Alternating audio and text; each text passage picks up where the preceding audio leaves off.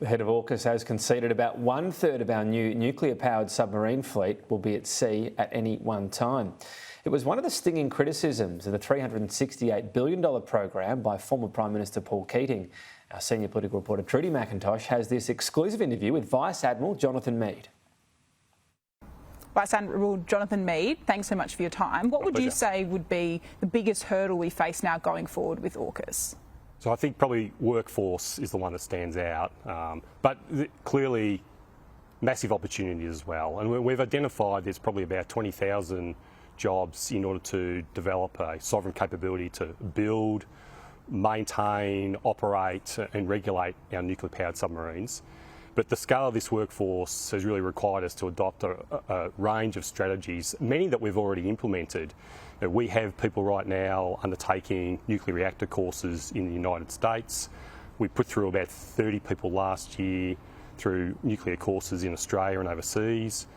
We've signed an agreement with South Australia to build a skills and training academy. And from that training academy, we'll see welders and electricians, project managers being developed in South Australia. And we're very much gearing up our workforce to be able to support submarines rotating out of Western Australia. In terms of SSN AUKUS, the first not due to roll off our production line until the early 2040s, what are the chances over time as we roll these off every 2 years that this is going to become an outdated technology? Is there an ability to upgrade that if we're looking in 10 to 15 years' time that it's out of date?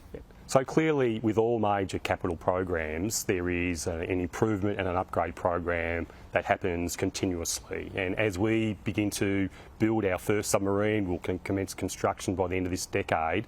Clearly, we'd want to be incorporating new technologies, stealth mechanisms, advanced processing in the submarines, computing. Don't forget that the nuclear-powered submarines have a capability to remain submerged and undetected for months on end. They really are the apex predator of the seas, and the government believes that they will deliver a capability that will defend Australia and protect our people and really safeguard our economic prosperity. When you look at the early 2040s, there is this prospect that we could have Collins-class submarines, Virginia and the new SSN AUKUS. Can the Navy run 3 separate classes of submarines, or is it in your view we won't actually see that materialise that all 3 are on at the same time? The way we constructed the optimal pathway is that many of the technologies that we currently have in Collins, the combat system and the weapon, for example, are the same ones in the Virginia-class submarine right now. And many of the Virginia-class weapon systems and combat systems will also be resident in SSN AUKUS, being a trilateral program. So as we go forward, we'll have lineage and sort of a DNA that goes all the way through this. And we did this to minimise that transition risk. So on life of type extension, it's your advice to government that all 6 need to go through it. We shouldn't wait and see until closer to the time? So the government is committed to extending all 6 of the Collins. I mean, they at the moment provide a very, very capable deterrence for Australia.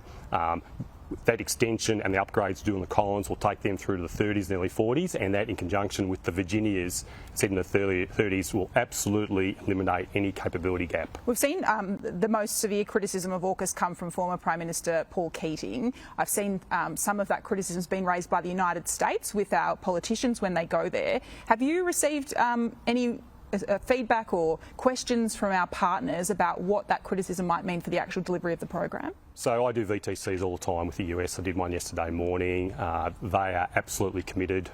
We saw 2 weeks ago there is bipartisan support in the US system as there is in the UK system as there here in Australia, that all 3 countries are committed to delivering on AUKUS program there. As another thing Paul Keating pointed out was that we'd only be able to have 1/3 of the submarines in the water and operational at any one time. Is that right? So obviously all major capabilities, whether it be ships, aircraft or tanks, need to go through a maintenance cycle. And the aim is that you maintain, then you train, and then you have a range of them operational so that you can have an enduring and sustainable amount of capability. So with nuclear-powered submarines, as Collins happens at the moment, some do deep level maintenance and some do just very short levels of maintenance. So the aim is, though, is to get many out in the water at any one time. But we could be in a situation where we have a fleet of 8 But for the average person, they would think all 8 could be used at once, but that's not actually right, is it? Well, no, because obviously you would want to be able to do maintenance on a rolling schedule of all of our submarines or all of our ships. I said, but the aim is to make sure that you have a fleet, a capability that is ready and available to deploy at government direction. On a more immediate issue, we're seeing Submarine Rotation Force West. That's going to be starting next year. We're going to see increased rotations. Is that a time-limited period where we will see that, or is this something that will happen indefinitely now? We'll see stronger rotations going forward? So that from 2027, so really, as you mentioned, from 23 we'll see increased visits and we would seek to provide greater support to the US and the UK. But from 27 is when the US and the UK said that they would then forward rotate their Virginia-class submarines with up to 4 at any one point in time.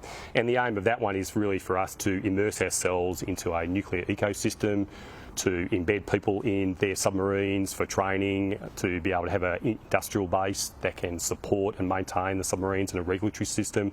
And that is really designed for us to become sovereign ready. So in the early 30s, we are ready, we are capable, we have the appropriate safety and security mechanisms in place to acquire Virginias from the US. So reading into that, it's not a permanent forward rotation of these submarines. At a time when we have our capability, it won't be required. It would be at a time determined by both the US, the UK and Australia, of what time, how long the Surf West model lasts for, but certainly the aim is to get us up to a point that we are sovereign ready in the early 30s. We know defence procurement projects often have blowouts, not only in the budget but also in time. In terms of the option of purchasing another Virginia-class submarine from the US, when does that decision need to be made? Do we need to decide that well before the first SSN AUKUS rolls off the production line? Well, it certainly doesn't need to be decided now. We intend to commence construction on SSN AUKUS at the end of the decade. The UK are looking at commencing construction of SSN AUKUS in Barrow in about 2027. We've given ourselves enough time to be able to build the first one here in Australia, and that. So at this stage, we're planning on 3 Virginias being transferred to Australia in the 2030s. Is that 2042 date that's put out there in terms of the first one rolling off our production line, is that a conservative estimate? We have certainly factored in a level of risk for schedule and that, and I think that's just a wise thing to do. We haven't built a boat for a while. We wanted to not overcommit, and we wanted to do this safely and securely, basically because it's nuclear technology. It needs to be methodical. So we believe that the 3 Virginias in the 2030s and then the first SSN AUKUS in 2042 is a very good timeline that we can work towards. Vice Admiral Mead, thanks so much for your time. Thank you very much.